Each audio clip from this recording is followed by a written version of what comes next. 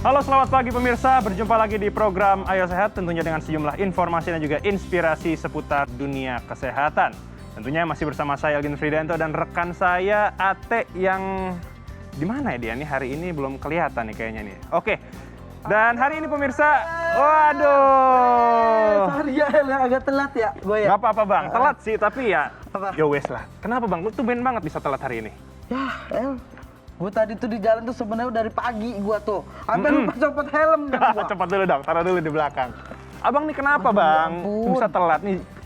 Tidurnya Gua tuh- kemalaman ya? Apa Gua tuh zopnya dari kebanyakan nih? pagi udah jalan ke sini. Cuman tadi di jalan gue ngantuk. Makanya gue minggir dulu. Walah. Sempet tidur gue. Ada orang lewat cium kening tadi. Bobo kata dia. Bangun gua nggak tuh? buru-buru Di mana-mana kalau di film-film kartun kan kalau misalnya dicium keningnya langsung bangun orang. langsung bangun, gue malah ngelindur. Abang Ya, emang gimana, kenapa Bang? sih bang nih? Hah? Jobnya kebanyakan. Ya gimana lo tau gue kan banyak job yang di cancel. Ya Allah, abang. Tapi udah bener sih bang. Kalau ini kan abang tadi cerita katanya ngantuk di jalan nih. Aha. Tindakan yang abang lakukan itu betul. Minggir Bener ya? dulu, tidur dulu nih. Tapi kalau misalnya ternyata itu ada masalah, sering ngantuk, kayaknya pas banget sih sama tema hari ini nih. Soal Selalu pas, microsleep selalu. bang, soal microsleep. Microsleep. Yes. Apa itu El? Abang tahu? Nggak tahu. Nggak tahu. Nah, abang nih, kalau dari artikel di healthline.com yang gue baca nih bang, microsleep itu tidur yang berlangsung selama beberapa detik. Oh. Jadi microsleep ini bisa terjadi di mana aja, pada saat kerja, sekolah, berkendara, bahkan saat nonton TV abangnya. Gua pernah itu. Gua lagi berenang tidur kadang. Kelep dong. Kelelep gua. Langsung ini diselamatin mermaid kemarin. Jangan dong. Nah, abang nih kan Hmm. daripada kita ngomongin soal microsleep, nih, Aha. mending kita langsung nanya aja kali sama dokter ya. Ini Gua udah nebak nih, pasti lu ada dokter nih. Tiap Pasti hari ada dokter di dong. tempat lu ya. Mau dokter apa aja, gua ada nih. Kali ini ada nih, Ada khusus. nih kita Oke, undang oke. langsung nih. Oh, dokter, selamat pagi dokter. Selamat pagi, Oke, Dokter siap, Andreas. siap, Bang. Monggo. Ah, Nah, Selalu pemirsa ada. nih, sudah ada Dokter Andreas Prasaja, dokter praktisi kesehatan tidur, Bang Ate. Ini kenalan dulu dong. Dok, aku Ate dok. Tadi ngantuk-ngantuk tuh dok. Nah, belum. Ngantuk-ngantuk banget tadi tuh. Mending kita langsung masuk ke topik aja kali ya, Boleh Bang. ya. langsung Nah, ke Hidayat ya. Topik Hidayat. Waduh. Nah, Dokter Andreas, ini sebenarnya microsleep dalam dunia medis atau kedokteran itu apa sih? Dan sebenarnya yang terjadi dalam tubuh kita tuh apa sih, Dok? Ya, microsleep ya sebenarnya tertidur ya. Oh. Tertidur singkat. Nah, cuma orang awam kan nggak menganggapnya cuma microsleep gitu ya. Apa itu sebenarnya yang jauh lebih berbahaya? Penyebab microsleep ini apa? Nah, itu dia. Kalau setelah. udah ketiduran kan bahaya. Nah, ketidurannya aja beda-beda loh. Ada yang lagi nyetir gitu kan, terantuk-antuk gitu kan, berapa detik. Tapi ada juga yang buka mata nih. Setir, buka mata. Kok udah sampai sini Udah ya? sampai rumah. 5 menit, 10 menit ke belakang tuh lupa. Tapi itu bukan ngelamun, Dok. Microsleep. Oh, Microsleep. beda. Termasuk. Jadi sebagian otak, kalau kita penelitiannya waktu itu orang berkendara yang habis beberapa malam kurang tidur gitu ya, kita rekam gelombang otaknya dia sambil nyetir. Dan itu jelas sekali bahwa sebagian otak tertidur, sebagian otak terjaga. Oh gitu. Setengah-setengah jadinya ya. Nah, ini sangat berbahaya karena ketika begitu dites ada halangan mendadak apa ya, nggak punya kemampuan untuk menghindar. Iya, karena kaget juga ya langsung. Malah itu yang Ya, terjadinya tidur. sering Tidur. terjadi kecelakaan tuh rata-rata karena itu juga Betul, mungkin ya dok. betul. Nah, makanya kan kesehatan tidur di Indonesia masih belum begitu populer, belum begitu diperhatikan. Betul. Tapi ini termasuk gangguan tidur berarti kan, Dok ya? Termasuk ini sangat-sangat tidak wajar. Ya, karena segala sesuatu yang bikin ngantuk ya tentu nggak wajar. Ya, yang kita anggap sehat adalah ketika bangun segar, siang tidak ngantukan, itu adalah yang sehat. Nah, sepanjang masih mengantuk, berarti masih ada yang kurang. Kayak orang makan gitu lah, ada porsinya kan. Kalau udah cukup ya dia nggak bisa makan lagi. Udah cukup kenyang. Nah, selama masih mengantuk berarti ada yang kurang. Nah, sayangnya di masyarakat kita ini orang taunya gangguan tidur itu cuma insomnia, nggak bisa tidur, tengah malam bangun, susah tidur lagi. Iya. Nah, sayangnya masyarakat kita tidak tahu ada penyakit-penyakit tidur yang menyebabkan orang ngantuk terus. Oh ada tuh. Ada, jadi namanya hypersomnia, kantuk berlebihan. Ada gejalanya dok? Iya, jadi Ada ya? ya orangnya ngantuk kan. Nah, kalau di kita kan anggapannya, wah pemalas Iya. gitu kan, kayaknya Iya. nggak semangat banget sih. Ayo dong kita kerja, mesti produktif, mesti semangat. Nah ini kok ngantuk, lagi rapat, apalagi sekarang kan modelnya online gitu ya. Betul. Rapat online, ketiduran gitu. Rapatnya bisa di tempat Nah, tidur. nah ini kan sebenarnya ada penyakit-penyakitnya. Ya, jadi begini, misalkan waktu itu pelatihan saya dulu kan bukan di Indonesia ya. Waktu dalam pelatihan saya itu wajib tuh dokter ya kalau ada pasien datang ngorok nih. Keluhannya baru bilang ngorok. Itu udah wajib SIM-nya ditahan. Nggak boleh berkendara. Oh iya. Nggak boleh berkendara karena kalau orang mendengkur itu salah satu yang menyebabkan dia ngantuk berlebihan. Oke. Gitu. Pendengkur itu resiko kecelakaannya lalu lintas 15 kali lipat orang yang tidak mendengkur. Oh. Dari itu situ aja faktor kita baru ya. udah tahu bahwa ini berbahaya. Nah sayangnya di Indonesia kita belum. Iya belum. Dan ada banyak orang juga yang peraturannya mendengkur ya. kayaknya ya. Nggak boleh ngorok katanya kan. Tapi orang Indonesia kalau ngorok gede-gede. Ngorok gitu. Sampai Tapi kebangun gara-gara ngorok sendiri kadang. Ya kan? Keselak kayaknya, kayak Sering keselak ya, gitu sering kan. ya. Nah keselak gitu kan tandanya apa? Ada gangguan napas pada saat tidur. Oh. Ya, gangguan napas ini padahal panjang sekali ceritanya, bisa ke hipertensi, diabetes jantung, stroke dan lain sebagainya. Nah, tetapi khususnya kalau pada topik kita hari ini adalah menyebabkan kantuk berlebihan. Ya. Tidak Benar. boleh berkendara, mengoperasikan alat berat, itu Iya. sangat-sangat berbahaya. Oke, baik. Nah, ini kan perbincangan kita masih panjang banget nih. Mikrofon ini kita bakal kedatangan satu orang narasumber lagi. Ada lagi nanti. Via Zoom. Siap. Penasaran seperti apa pemirsa? Tetap di Ayo Sehat.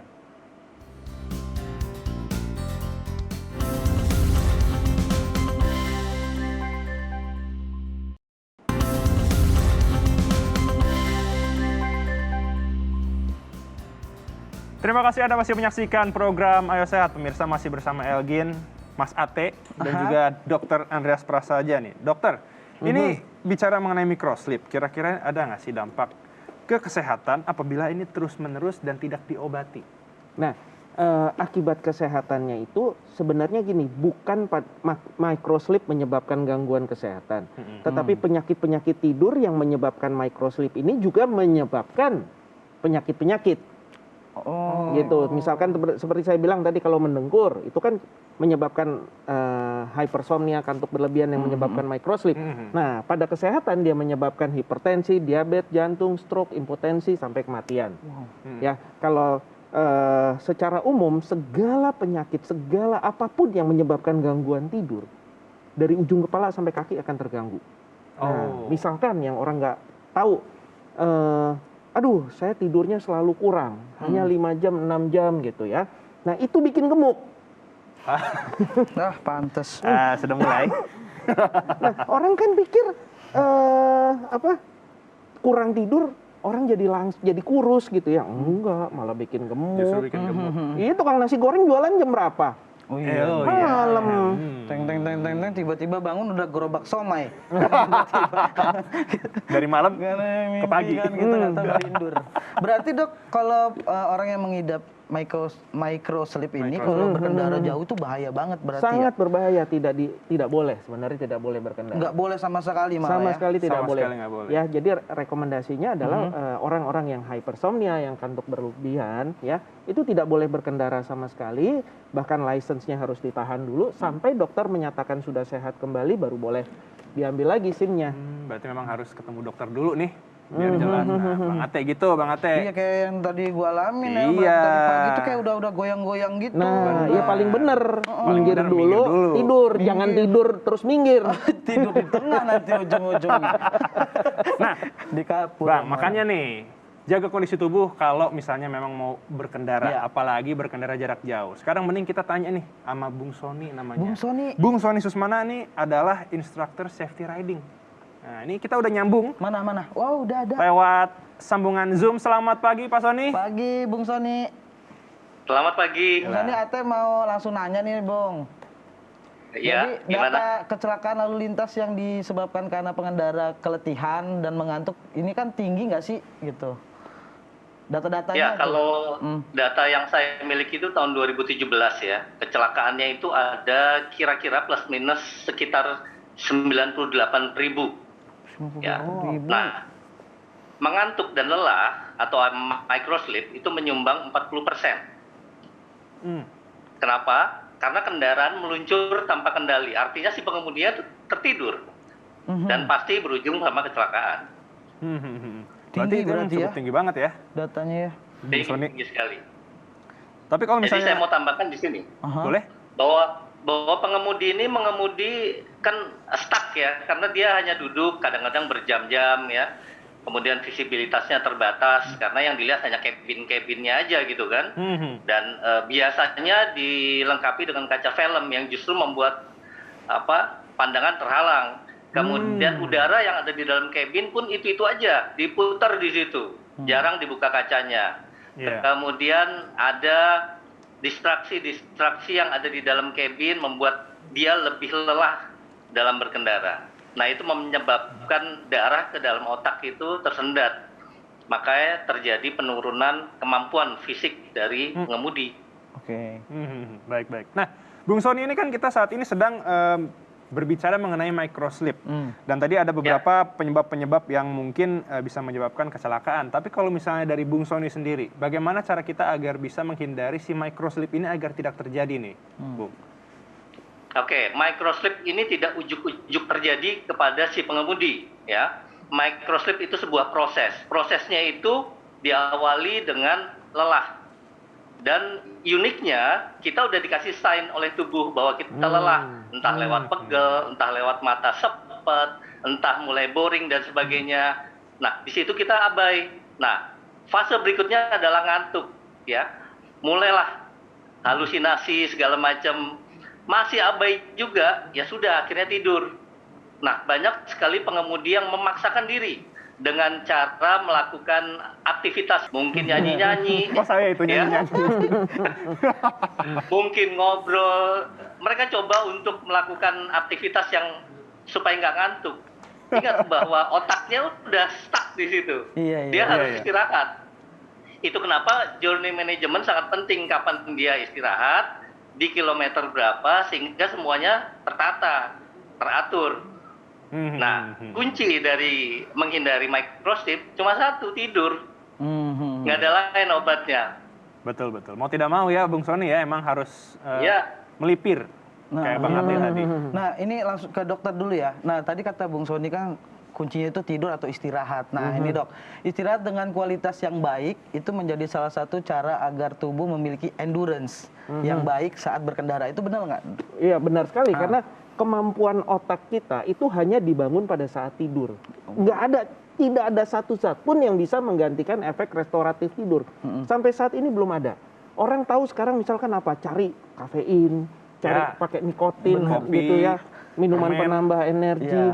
Itu cuma menopang mata supaya melek gitu Melek ya. aja ya. Melek aja, tapi otaknya benar. Otak yang sudah lelah tidak terbantu, nggak bisa diapa-apain. Benar. Makanya benar tadi, kalau capek, kalau ngantuk, nomor satu apa ya? Tidur dulu. Bangun, kita mendapatkan semua manfaat dari tidur itu, otaknya kembali segar, semangatnya kembali, kewaspadaannya juga kembali, refleksnya balik lagi ya, baru lanjutkan perjalanan. Ini mungkin buat Bung Sony ya, ini terakhir mungkin dari Bung Sony bisa memberitahu nih ke Bang Ate mungkin nih, apalagi kan buat pemirsa Ayo Sehat juga nih, kalau seandainya kita ingin berkendara dengan jarak tempuh yang cukup jauh, ini cara aman dalam menempuh perjalanannya apa saja yang harus kita persiapkan nih Bung Sony? Silakan. Oke, saya ada beberapa catatan ya. Pertama adalah merencanakan sebuah perjalanan dengan matang. Ada plan A, ada plan B. Tentukan yang paling penting adalah di mana spot untuk beristirahat. Itu penting sekali. Dan ini butuh kerjasama dari penumpang apabila kita berkendara dengan keluarga. Kemudian perhatikan juga kondisi berubah antara provinsi kan. Kalau kita misalnya ke daerah Bandung atau kita ke daerah Jawa Tengah, itu pasti panas dinginnya juga berbeda. Kemudian ada mengemudi yang berangkat pagi sampai sana malam, atau berangkat malam sampai sana pagi. Itu juga harus diperhatikan. Nah, tadi sudah saya dijelaskan oleh dokter bahwa kunci dari semua ini ya kita harus istirahat. Jadi penting sekali kita mempersiapkan berkendara itu sebelumnya tidur dulu maksimal minimal 6 atau 7 jam lah. Sehingga badan benar-benar prima di dalam melakukan aktivitas berkendara, karena ini butuh fokus sekali. Nah, ditambah lagi dengan suasana nyaman yang ada di dalam kabin. ya penumpangnya juga diajak kerjasama, kemudian apa-apa aja yang harus dipersiapkan, entah wangi-wangian, entah suasana dan sebagainya. Kemudian yang terakhir adalah berpikir positif. Ketika kita berpikir positif, otomatis kita bertanggung jawab terhadap apa? Perilaku, keputusan, antisipasi, sehingga kita jauh dari kecelakaan. Semuanya udah terukur lah gitu. Baik. Oke, Bung Sony Susmana, terima kasih untuk waktunya dan juga untuk informasinya. Semoga bermanfaat untuk pemirsa Ayo Sehat. Semoga kita dapat berbincang lagi di lain kesempatan. Terima kasih. Ya, Terima kasih Bung Sony. Nah, usai jeda nih, Dr. Andreas dan juga Mas Ate, kita akan berbicara mengenai mitos fakta nih soal Mitos fakta. bobok ini nih, bobok mikro ini nih. Siap. Nah, penasaran seperti apa? Tetap di Ayo Sehat.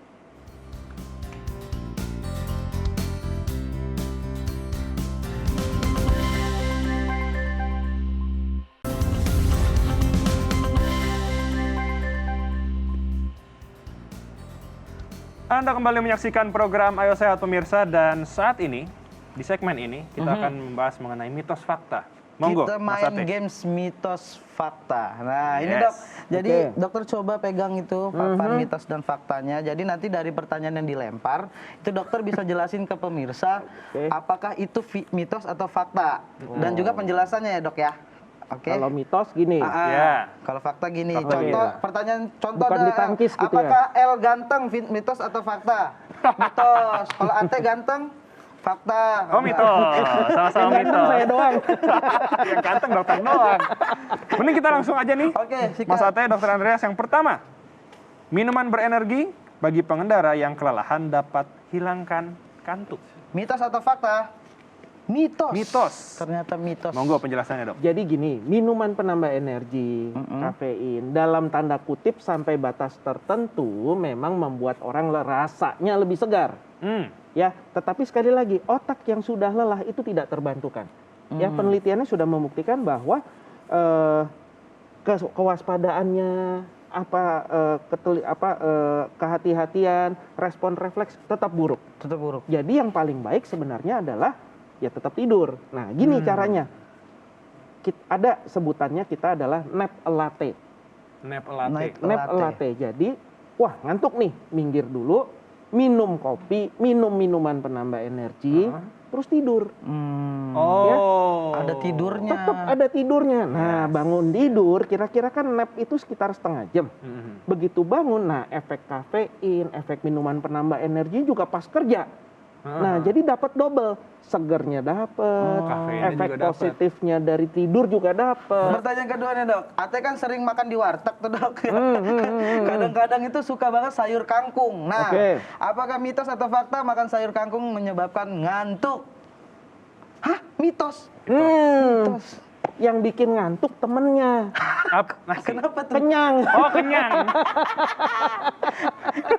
Tapi pernah dengar dong, makan kangkung kebanyakan bisa bikin ngantuk. Jadi memang ada beberapa zat tertentu yang dikatakan bisa membuat ngantuk gitu ya dari kangkung, tapi kan kandungannya sangat rendah. Jadi harus makan dalam jumlah yang sangat banyak untuk membantu. Gitu. Itu plus-plus. Nah, Banyaknya dapat, kenyangnya dapat. Pertanyaan berikutnya nih, Dok. Kebanyakan makan sebabkan kantuk. Masih soal makan. Kebanyakan makan. Kebanyakan makan. Kebanyakan makan itu bisa. Nah, Itu bisa. bisa, tapi ada tapinya. Ada tapinya. Orang ngantuk bikin membuat orang makannya jadi banyak. Oh. Kondisi Kebalik ya? gini, kondisi mengantuk itu membuat otak kita itu mencari zat-zat yang rasanya asin, manis, gurih. Pantas kalau malam kita Bikin orang ngantuk itu malah rakus. Benar. Keseimbangan hormonalnya. Suka lapar tuh kalau begadang. Hormon yang tugasnya ngerem malah rendah. Hormon nafsu makan malah Jadi tinggi. Itulah orang ngantuk. Dokter Andreas, ini mungkin terakhir nih untuk pemirsa Ayo Sehat nih, dan juga untuk Mas Ate tentunya, kasih tips dong, supaya ini microslipnya ini bisa terhindar. Oke, kalau dari saya, pertama mulai perhatikan kesehatan tidur. Ya, mulai prioritaskan kesehatan tidur kita. Jadi sedikit-sedikit, mulai deh dikaitkan sedikit gitu lah dengan tidur kita. Jangan sakit kepala, wah kita harus vitamin apa, obat apa, ya, apakah kurang olahraga atau gimana. mulai pertimbangkan tidur, karena tidur itu menjadi dasar kualitas manusia. Ya, begitu tidur terganggu, yang terganggu banyak. Begitu tidur dijaga dengan baik, semuanya pun akan ikut baik. Ya, jadi untuk microsleep khususnya, ya, mulai perhitungkan, mulai perhatikan kesehatan tidur. Selalu cukupi 7 sampai 9 jam tiap malam. 7 sampai 9 Mau jam. perjalanan jauh seperti tadi dikatakan, memang 6-7 jam cukup, tapi malam-malam sebelumnya harus cukup. Jangan cuman malam saat mau besok mau berangkat. Kemudian berkendaralah di waktu yang bukan kita biasanya tidur. Oh, siang. Nah, misalkan biasa tidur siang jam 1 sampai jam 3, ya jangan. Oh, ya dihindari. Berarti kita sendiri harus mengenali jam tidur kita. Iya. Oke, baik. Oke, Oke. terima kasih Dokter Andreas untuk informasinya dan semoga ini Mas Ate bisa belajar Semoga ya. Semoga aman. supaya Next nanti gue kan pakai supir juga gue kan. Sudah dari sini udah bisa ada supirnya, tapi supirnya jangan sampai microslip. Jangan sama aja jadinya. Iya. Nah, oke. Dokter terima kasih sekali lagi. Terima kasih. Semoga kita terima bisa kasih. berjumpa lagi di lain kesempatan Terima dan kasih, informasinya dokter. ini Terima kasih. berguna banget untuk pemirsa Ayo Sehat. Usai sudah pemirsa 30 menit saya Mas Ate, Bung Sony tadi dan juga Dokter Andreas di sini menemani Anda di program Ayo Sehat edisi kali ini. Tetap saksikan program Ayo Sehat setiap hari Jumat pukul 10.30 waktu Indonesia bagian Barat hanya di Kompas TV, independen, terpercaya. Follow juga Instagram Ayo Sehat di @ayosehat_kompas TV dan jangan lupa selalu patuhi protokol kesehatan, lindungi diri, lindungi keluarga, kita pasti bisa. Sampai jumpa. Dadah.